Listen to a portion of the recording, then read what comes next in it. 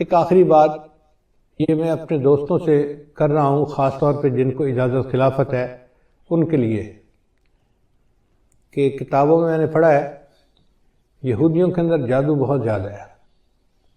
یعنی وہ جو فرعون کے دربار میں جادوگر اسلام لے آئے تھے، مسلمان ہوئے تھے، موسیٰ علیہ السلام پہ ایمان لے آئے تھے، تو اس سے پتہ چلتا ہے کہ جادوگر قوم میں شامل ہو گئے تھے۔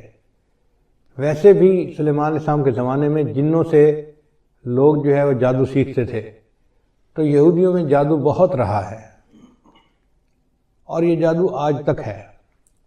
یہودیوں میں کچھ لوگ ہیں جو اسی پہ زندگی گزارتے ہیں اور اس کا نام ہے قبالہ۔ جیسے ہمارے دین اسلام میں نا تصوف، کہ کچھ لوگ روحانیت کو بنانے کے لیے پوری زندگی خانقاہوں میں رہتے ہیں، محنت کرتے ہیں، بیعت ہوتے ہیں، تو دین اسلام میں جس طرح تصوف ہے، یہودیوں میں اس کے مقابلے میں قبالہ ہے، اور قبالہ جادو کو کہتے ہیں، اور یہ جادو مستقل کرتے رہتے ہیں۔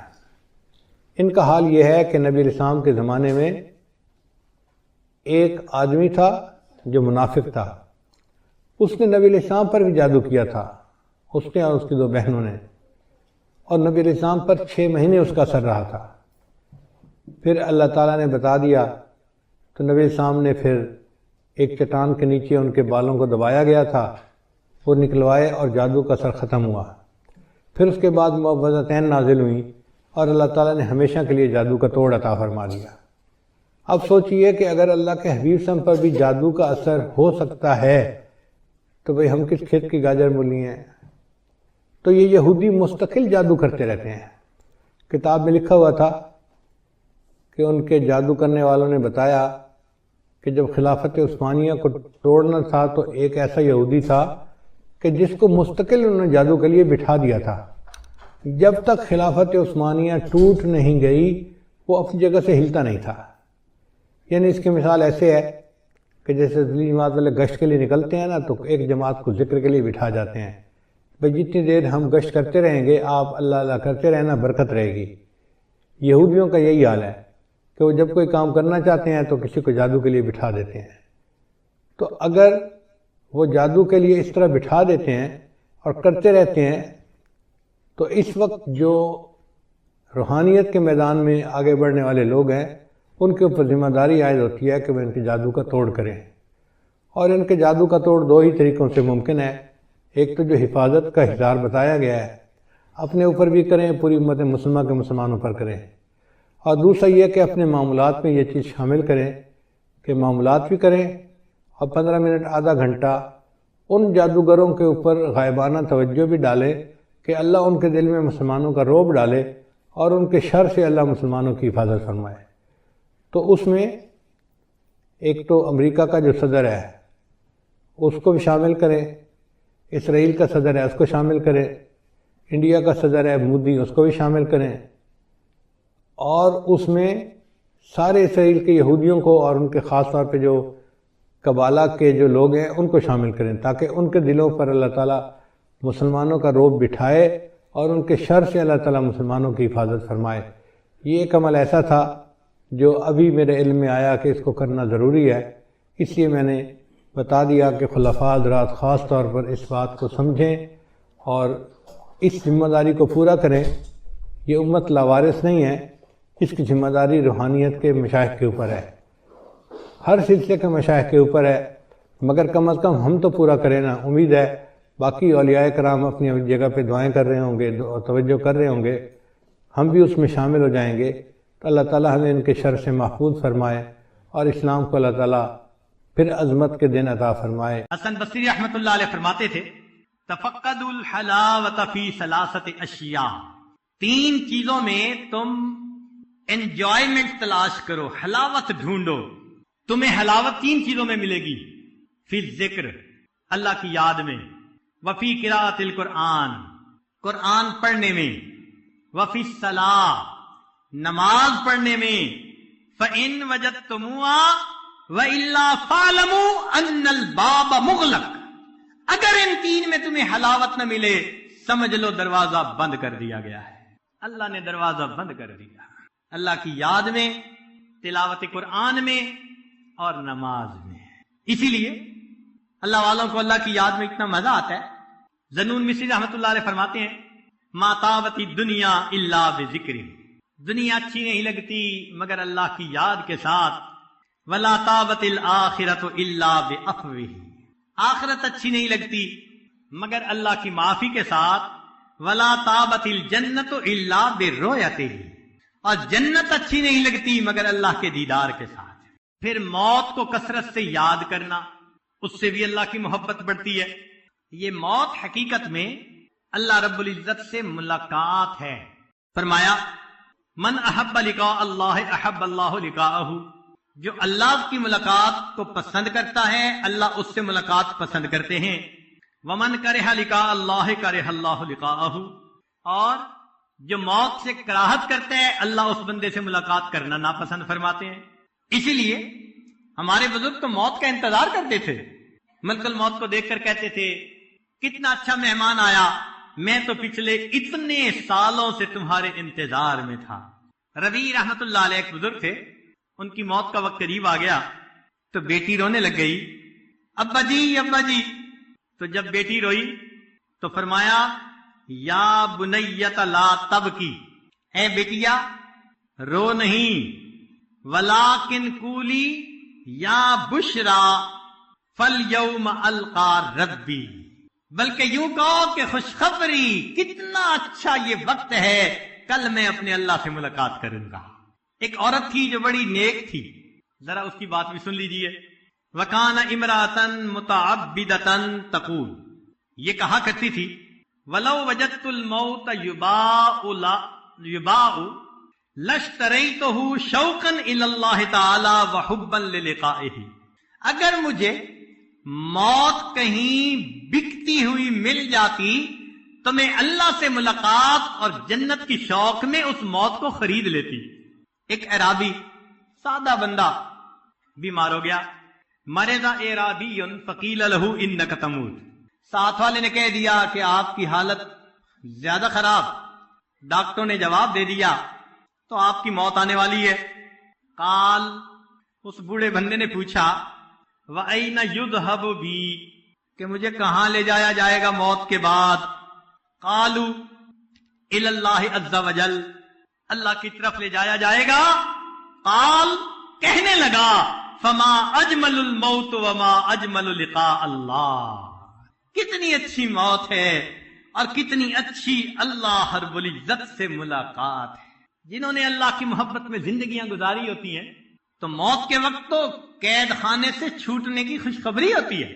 اسی لیے اللہ تعالیٰ اپنے پیاروں کو جلدی دنیا سے لے جاتا ہے. پتہ ہے اس کے پیچھے راز کیا ہے؟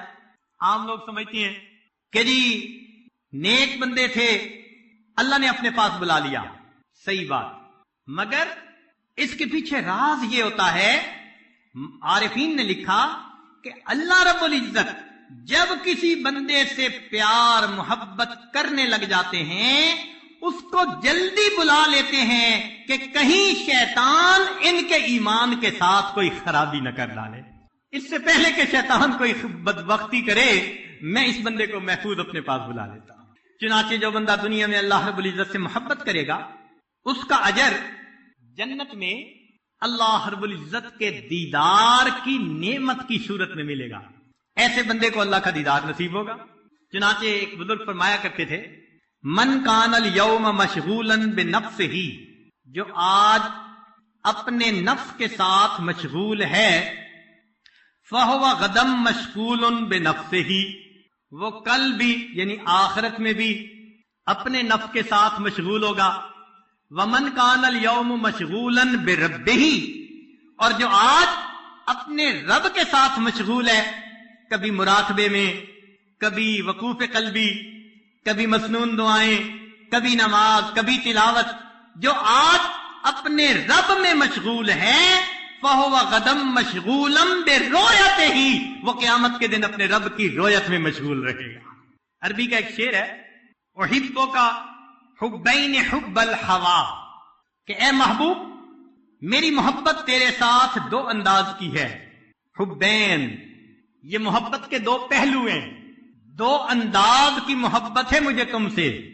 ایک تو یہ حب الہوا، میرے اندر کی چاہت ہے، میرا نفس تجھے پسند کرتا ہے، تو ایک تو محبت کا پہلو احبو کا حبین حب الہوا، میری محبت دو طرح کی، ایک تو میری چاہت ہے تیرے بارے میں، وحبن لأنک اہل لذاک، اور دوسرا انداز کہ تو محبت کے قابل بھی بہت ہے، مجھے بھی محبت ہے اور واقعی تو محبت کے مستحق بھی ہے، یہ بھی انداز ہے میری محبت کا۔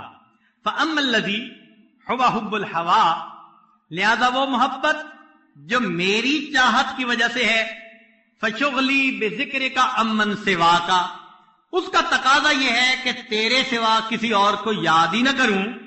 وَأَمَّا الَّذِي أَنْتَ أَهْلٌ لَهُ، اور وہ محبت کہ تو محبت کے قابل ہے، فَكَشْفُكَ فِي الْحُبِّ حَتَّى أَرَاكَ، اس کا تقاضا یہ کہ تو پردہ اٹھا میں تیرے چہرے کا دیدار کر لوں۔ تو مومن کی تو زندگی کی تمنا ہی یہی ہوتی ہے۔ ہمارے مشائخ نے فرمایا رؤیت الرب بحسب الحب، جتنی جس کے دل میں اللہ تعالی کی زیادہ محبت ہوگی اس کو اللہ کی رؤیت کا لطف اور مزہ اتنا زیادہ آئے گا۔ اب یوں سمجھیے، ایک بہت خوبصورت پینٹنگ ہے، ایک آدمی کو دکھاتے ہیں اور اس کی اینک پاس نہیں، تو وہ اس پینٹنگ سے لطف اندوز نہیں ہو سکتا، اس لیے کہ اس کی تو بصارت ٹھیک نہیں، موٹا موٹا نظر آئے گا۔ اور ایک بندے کی 6x6 ویژن ہے، اس کے سامنے وہی پینٹنگ رکھ دیں، وہ انجوائے کرے گا، شیڈ کیسے ہیں، کیسے پینٹنگ کی گئی، ایک چیز دونوں کے سامنے، لطف دونوں کا مختلف ہے۔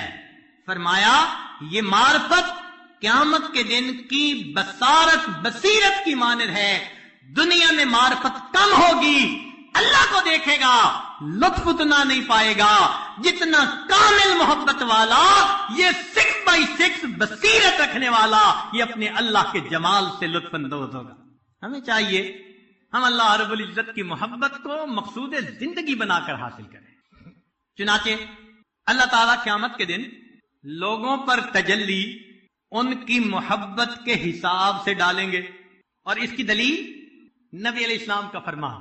نبی علیہ السلام نے ارشاد فرمایا، سنیے ذرا، ان اللہ یتجلی للناس عامہ ولکن لابی بکر خاصہ، اللہ تعالیٰ قیامت کے دن سارے انسانوں کے لیے عام تجلی فرمائے گا، ابو بکر کو اللہ قیامت کے دن خاص تجلی عطا فرمائے گا۔ یہ ایسا ہی ہے کہ محبوب سب کے سامنے چہرہ تو دکھاتا ہے، جس سے محبت ہوتی ہے اس کو دیکھ کے مسکراتا بھی ہے، اب یہ مسکرا کے دیکھنا، محبت آنکھوں میں ٹپکنا، یہ ذرا اور انداز ہوتا ہے۔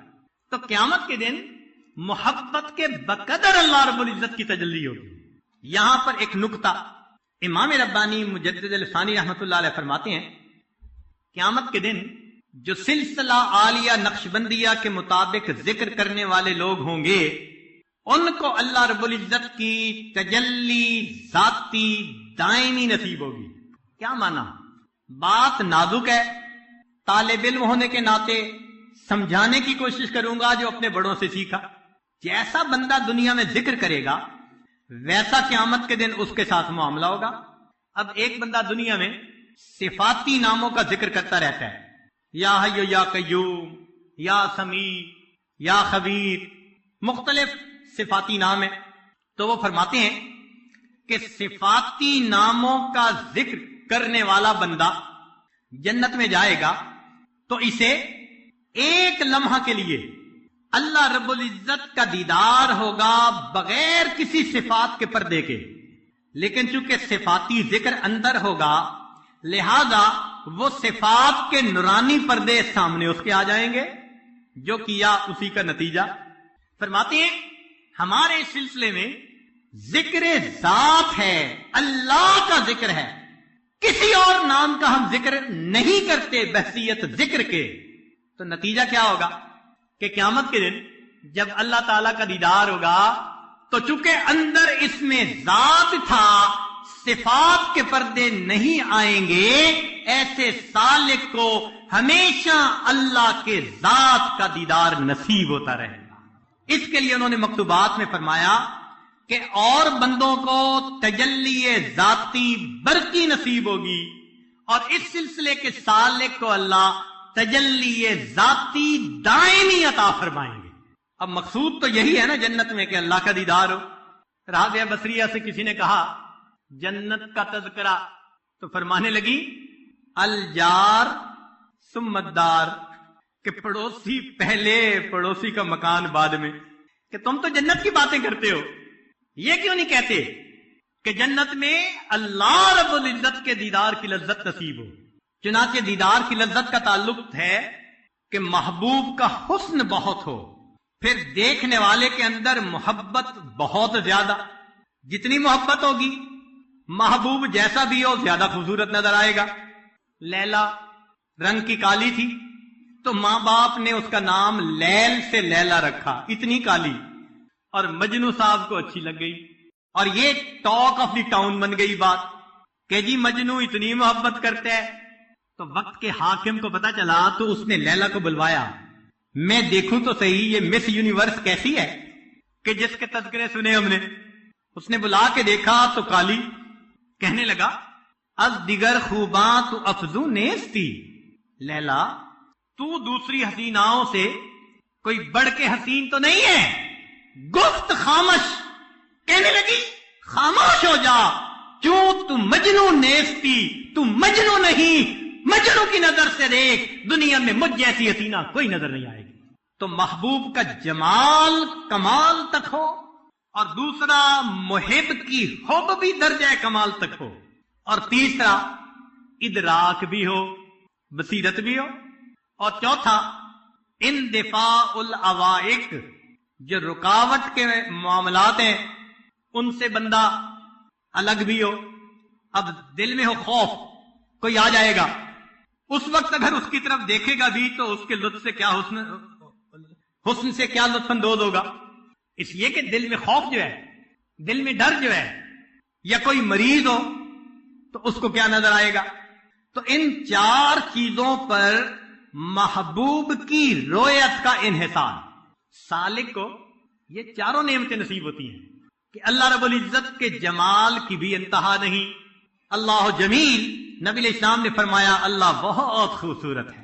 ذرا سوچئے اے حسن کے پیدا کرنے والے، تیرے اپنے حسن و جمال کا کیا عالم ہوگا، تو کتنا حسین ہوگا۔ قوت الحب، اللہ تعالیٰ چاہتے ہیں کہ اچھا میرے محبت کرنے والے، اب تمہارے اندر محبت بھی شدید، والذین آمنوا اشد حبا للہ، اور پھر فرمایا کہ تم بصیرت بھی حاصل کرو، دل کو صاف کرو، کیونکہ اللہ کو دل کی آنکھوں سے دیکھیں گے۔ اگر آنکھوں پہ میل ہو تو ظاہر میں چیز نظر نہیں آتی، دل پہ میل ہوگی تو قیامت کے دن اللہ کا دیدار نہیں ہوگا۔ اسی دل کی صفائی کے لیے آپ یہاں آئے بیٹھے ہیں۔ ایک بندہ ہوتا ہے نا، آئی اسپیشلسٹ کے بعد جاتا ہے، جی میرا لگتا ہے نمبر بدل گیا، لفظ ٹھیک نہیں پڑے جاتے، ذرا نمبر ٹھیک کر دیں۔ یہاں آنے کا اصل مقصد یہی ہے کہ ہم اپنی منمانیوں کی وجہ سے، گناہوں کی وجہ سے اپنی آئی سائٹ کے اندر فرق ڈال بیٹھے ہیں۔ آپ ذرا چیک کر کے نمبر کو ٹھیک سیٹ کر دیں، پھر سوئی وہاں ٹکا دیں اللہ کی ذات پہ، تاکہ ہم اسی کو اپنا مقصود حقیقی بنا لیں۔ چنانچہ جو بندہ دنیا میں اللہ رب العزت کے دیدار کے لیے تڑپتا ہوگا، وہ کیا کرے گا؟ وہ پھر نماز میں اللہ کا تصور باندھے گا۔ اسی لیے تو نماز کی مشق کروائی کہ دیکھو تم نے آخرت میں دیکھنا ہے نا، تو اس سے پہلے ذرا اپنے امیجینیشن میں تصور کرو کہ محبوب کتنا خوبصورت ہوگا۔ کیا فرمایا؟ ان تعبد اللہ کانک تراہ، اللہ کی عبادت ایسے کرو جیسے تم دیکھتے ہو۔ گویا نماز کی مشق پوری زندگی کروائی کہ دیکھنے سے پہلے تصور باندھو، جتنا تصور باندھو گے جب دیکھو گے تو مزہ اتنا زیادہ آئے گا۔ اور آج ہم نماز میں کھڑے ہوتے ہیں، اللہ کا دھیان ادھر ادھر، مشق نہیں کرتے۔ چنانچہ علماء نے ایک بات لکھی ہے، جنتی جنت میں جائیں گے، نعمتوں میں مشغول ہوں گے، وقتاً فوقتاً ان کو اللہ کا دیدار ہوگا، وقتاً فوقتاً، جمعے کے دن، سال میں عید کے دن، مختلف اوقات میں۔ نابینا، جس کو دنیا میں ماں کے پیٹ سے بینائی نہیں ملی، مگر اس دنیا میں وہ ایمان کے ساتھ، صبر شکر کے ساتھ اللہ کی بندگی کرتے وقت گزار گیا۔ اس نابینا کو اللہ تعالی جنت کے اندر ایک خاص امتیازی شان عطا فرمائیں گے۔ کیا؟ اس نابینا کو اللہ فرمائیں گے تو نے دنیا میں میرے کسی غیر پر محبت کی نظر نہیں ڈالی، اب تم جس وقت چاہو میرا دیدار کرو۔ نابینا اللہ کی ذات کو ٹک ٹکی باندھ کر ہمیشہ دیکھتا رہے گا۔ اسی لیے اللہ رب العزت سے محبت کی یہ نشانی ہوتی ہے کہ دنیا کی محبتوں سے دل سرد ہو جاتا ہے، ٹھنڈا ہو جاتا ہے۔ بزرگ فرماتے ہیں اذا رأیت الفتى مشغوفا بطلب الرب تعالی، جب تو کسی نوجوان کو دیکھے کہ اللہ کی محبت نے اسے مشغول کر لیا، فقد الہاہ ذالک اما سوا، یہ اللہ کی محبت اسے غیر یعنی ماں سوا سے ہٹا کٹ کے رکھ دے گی، دل کو ہٹا دیتی ہے ہر طرف سے۔ محبت کے انداز ہوتے ہیں خالق سے بھی مخلوق سے بھی، اس لیے اگر گنے نا کہ محب کتنی قسم کے، تو کچھ ہوتے ہیں محب للاوثان، بتوں کے محبت کرنے والے، محب للنیران، آگ کی پوجا کرنے والے، محب للصلبان، صلیب کی محبت رکھنے والے، محب للاسمان، مال کی محبت رکھنے والے، 99 کے چکر میں رہنے والے، محب للالحان، موسیقی گانے بجانے سے محبت رکھنے والے، اور محب للنسوان، عورتوں کے حسن و جمال پہ مر مٹنے والے، اور ایک ہوتے ہیں محب للرحمان، رحمان سے محبت کرنے والے۔ جس نے بھی رحمان سے محبت کی اس نے اپنی زندگی کو سنوار لیا۔ مخلوق کی محبتوں سے ہمیشہ انسان کو نقصان ملا۔ ایک نکتے کی بات طلباء کے لیے کہ انسان جب کبھی اپنے اندر کوئی کمال پاتا ہے اور اس پر وہ خوش ہوتا ہے تو یہ اس کو نقصان ہوتا ہے، اس لیے کہ کمال اللہ رب العزت کا، ہم کمال کے لائق نہیں ہیں۔ اگر کچھ بھی اپنے اندر خوبی نظر آئے تو یہ ہماری نہیں، یہ اس پروردگار کی جس نے ہمیں عطا فرمائی ہے۔ تو کمال کو کبھی اپنی طرف منسوب نہ کرے، اور اگر دل ہی دل میں سوچے میں ایسا اور ایسا، اس کو کہتے ہیں عجب۔ اور اعجاب المرء بنفسہ، انسان کا اپنے اندر کمال کو دیکھ کر عجب کرنا، یہ مہلکات میں سے ہے، انسان کو ہلاک کر دیتا ہے۔ چنانچہ ایک بزرگ تھے، ایک دن فرمانے لگے مجلس میں، اتنے سال گزر گئے میری تکبیر اولیٰ قضا نہیں ہوئی۔ پھر فرمانے لگے اچھا بات ہو گئی ختم، چلو اٹھو نماز کے لیے۔ جیسے مسجد کے قریب پہنچے پوری جماعت کے ساتھ تو دیکھا جماعت ہو چکی، لوگ باہر نکل رہے تھے، تکبیر اولیٰ قضا۔ ادھر ایک بول بولا، نقد اللہ نے دکھا دیا، باتوں میں مصروف کر کے وقت گزرنے کا پتہ نہ چلا اور تکبیر اولیٰ قضا ہو گئی۔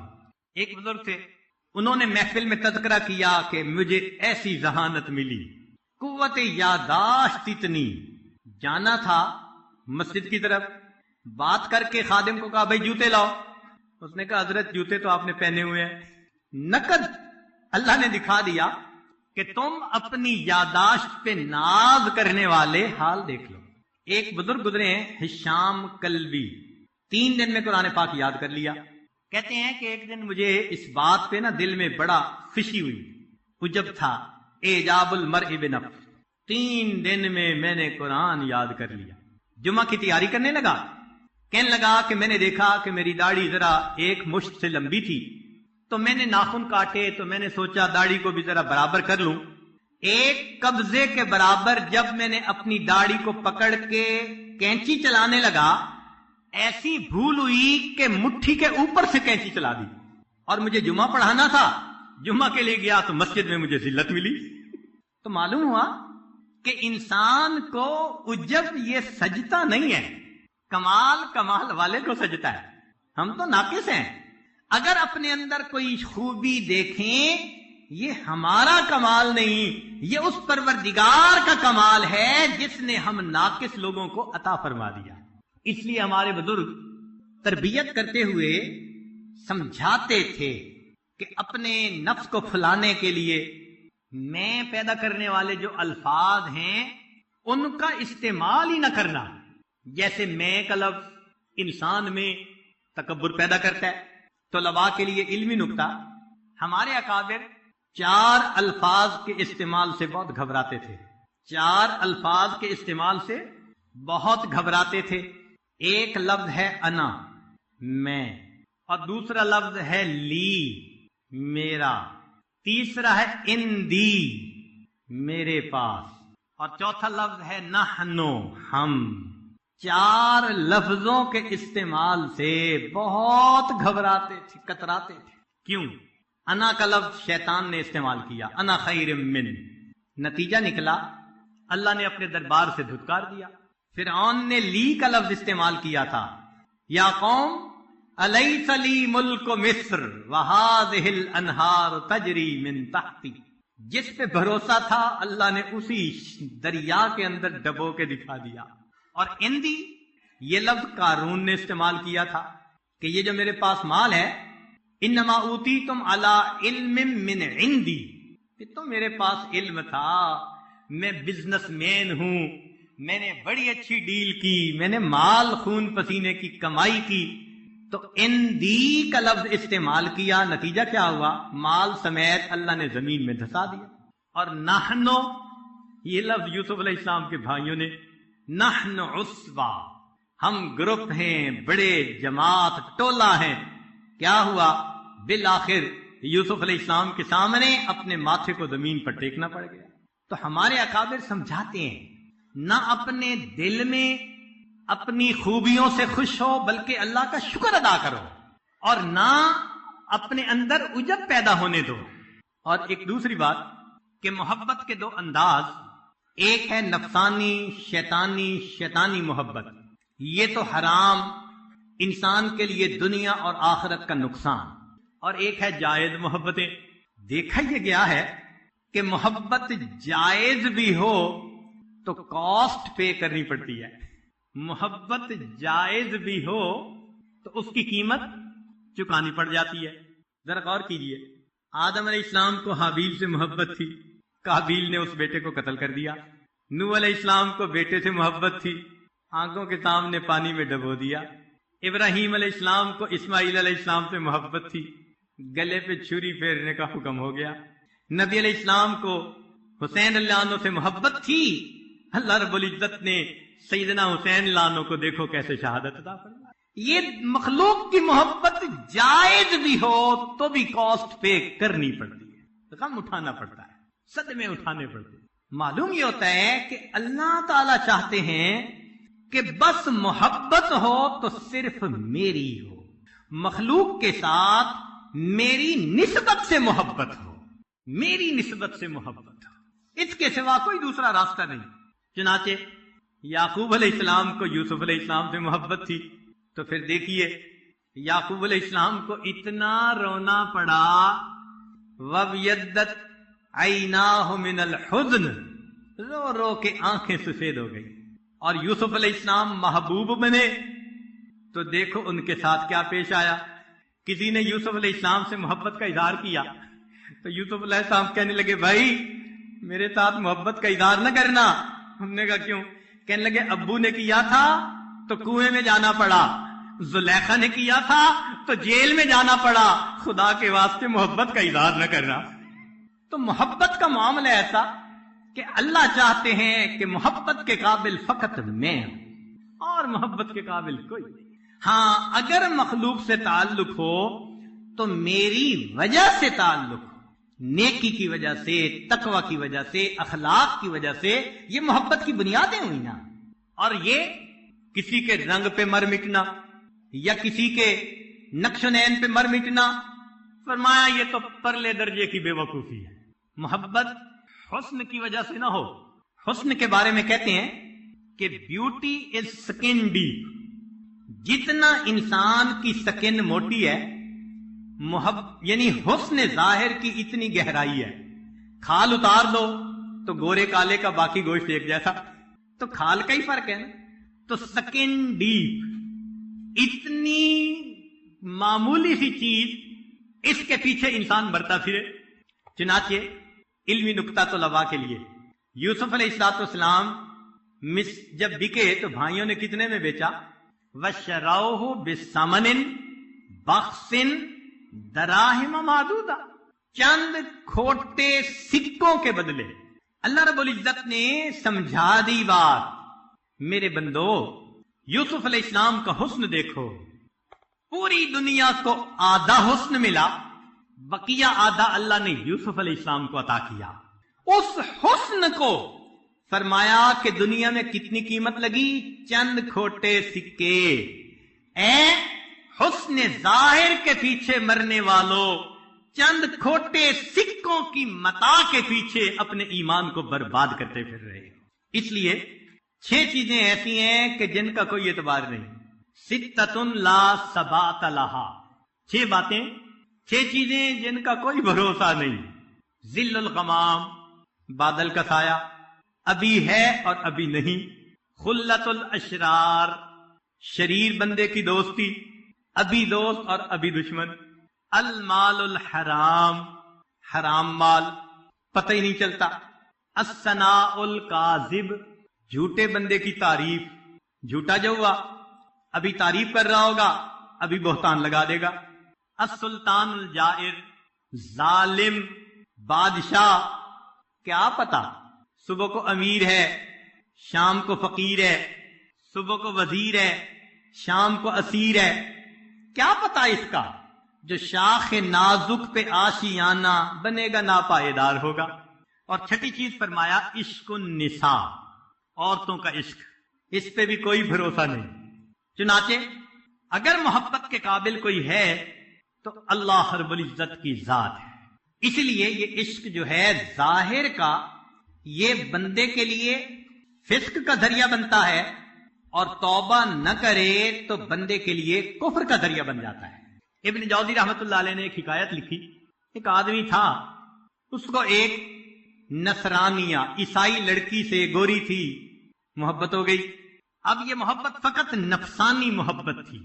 شکل اچھی لگ گئی، تصور میں بیٹھ گئی، چین نہیں آتا تھا، آرام نہیں آتا تھا. اس نصرانیہ کو بھی پتا چلا. نصرانیہ لڑکی کو اس سے محبت ہوئی، کیونکہ یہ محبت کا اظہار کرتا تھا اور وہ کہتی تھی کہ یہ اچھا بندہ. اب نیتوں کا فرق تھا. اس کی نیت تھی فقط حسن ظاہر، اور اس کی نیت تھی ایک اچھا انسان. چنانچہ ابن جوزی رحمۃ اللہ علیہ فرماتے ہیں ان رجلا علق جاریۃ نصرانیہ واخذ ہواها منہ حتی ازال عقلہ. محبت اتنی غالب آئی کہ دماغ خراب ہو گیا. فحمل الی المستشفى، عاشق صاحب کو ہاسپٹل داخل کروایا گیا. فاقام به مدہ، ایک مدت تک اس کو وہاں رکھا گیا. وکان لہ صدیق، اس کا ایک دوست تھا جو اس کی کیئر ٹیکنگ کرتا تھا، خبرگیری کرتا تھا. یتعاہدہ فقال لہ یوما، اب اس کا دماغ اتنا خراب ہوا کہ سوچ بھی صحیح نہ رہی. چنانچہ یہ نوجوان اس نصرانیہ لڑکی کے بارے میں سوچتا رہا کہ ملاقات کیسے ممکن ہو. تو اس کو فیل ہوا کہ میری بیماری زیادہ ہو گئی، میں بچتا نہیں. وقد اشرف علی التلف، لگا اس کو کہ موت مجھے جھانک رہی ہے. قد ایست من ملاقات فلانۃ فی الدنیا، میں فلاں سے دنیا میں ملاقات سے مایوس ہو گیا ہوں. واخاف اللہ القاہ فی الآخرہ، اور مجھے ڈر ہے کہ مجھے آخرت میں بھی اس سے ملاقات نصیب نہیں ہوگی. ان مت مسلمہ، اگر میں مسلمان ہو کے مر گیا، ثم تنصر وماتا، یہ نصرانی ہو گیا اور ساتھ موت آ گئی، ایمان ضائع. وہ جو اس کا کیئر ٹیکر تھا وہ کہتے ہیں فخرج من عنده، میں اس لڑکی کی طرف گیا. فوجدها علیلۃ، وہ بھی بیمار پڑی تھی. وہی تقول، اور وہ یہ کہنے لگی قد ایست من فلان فی الدنیا، میں فلاں کی ملاقات سے دنیا میں مایوس ہو گئی. فانا اسلم لالقاہ فی الآخرہ، میں اسلام لاتی ہوں تاکہ اللہ آخرت میں میری اس سے ملاقات کروا دے. ثم اسلمت، پھر وہ اسلام لے آئی. وماتت، اور اس کی موت واقع ہو گئی.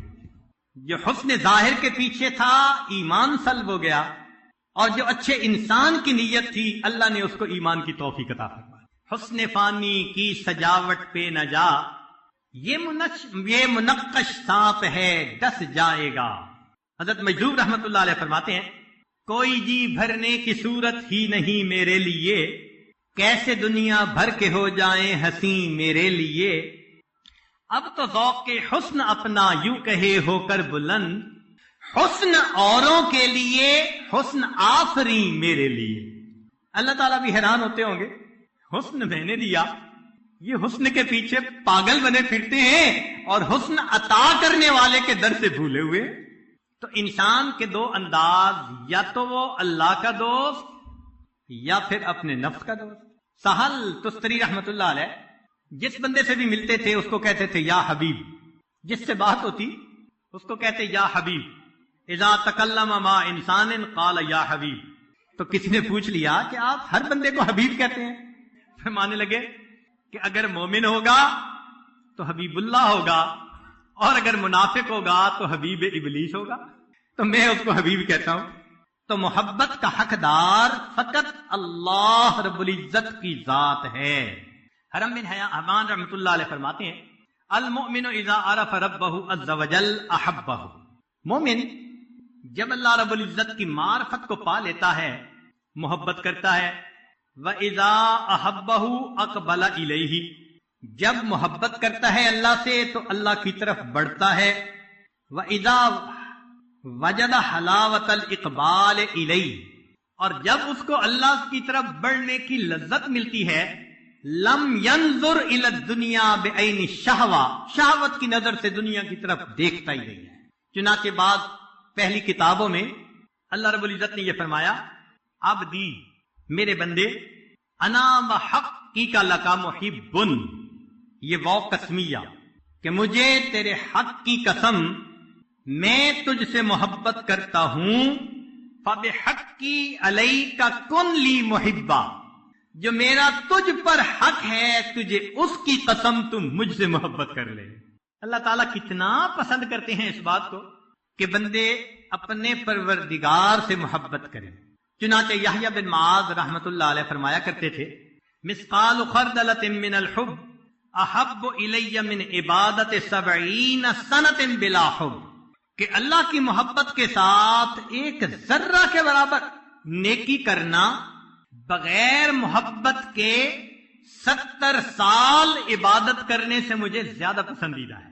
تو یہ دل کی تمنا ہونی چاہیے کہ اللہ تعالیٰ ہمیں زندگی میں اپنی ایسی محبت دے کہ ہم اللہ کی محبت میں ڈوب جائیں، اللہ کی محبت کا مزہ نصیب ہو جائے۔